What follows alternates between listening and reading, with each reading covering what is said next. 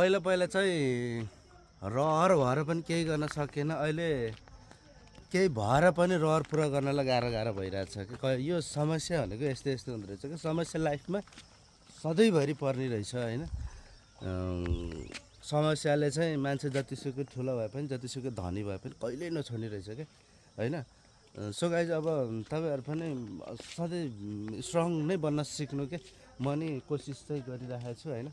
अब चाहे जस्तो जिन्दगी चाहिँ कसैले पनि जिउन पाउँदैन, एकदम सम्पत्तिवालाको छोराछोरीले पनि चाहे जस्तो जिन्दगी जिउन पाउँदैन कि उनीहरूलाई पनि अनेक छ अब होइन। अब जस्तो गरिबको छोराछोरीले अब पुरानो कपडा लाएर हिँड्यो भने खासै समाजले त्यति वास्ता गर्दैन, तर मनमा के हुन्छ भने पिर भइरहेको हुन्छ नि त, मनमा चाहिँ पिर भइरहेको हुन्छ, ओहो मैले केही गर्न सकिनँ, मसँग केही छैन भने जस्तो पिर हुन्छ। तर धनीको छोराछोरीले पनि अलिकति कहिलेकाहीँ पुरानै कपडा लगायो भने पनि यस्तो उस्तो भन्ने धेरै कुरा आउँछ।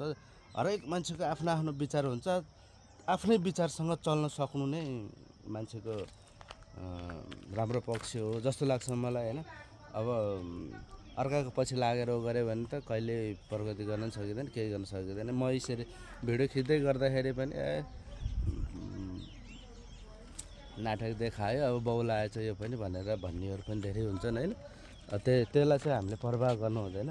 ल छोरी ल तिमी केही भन्नु छ?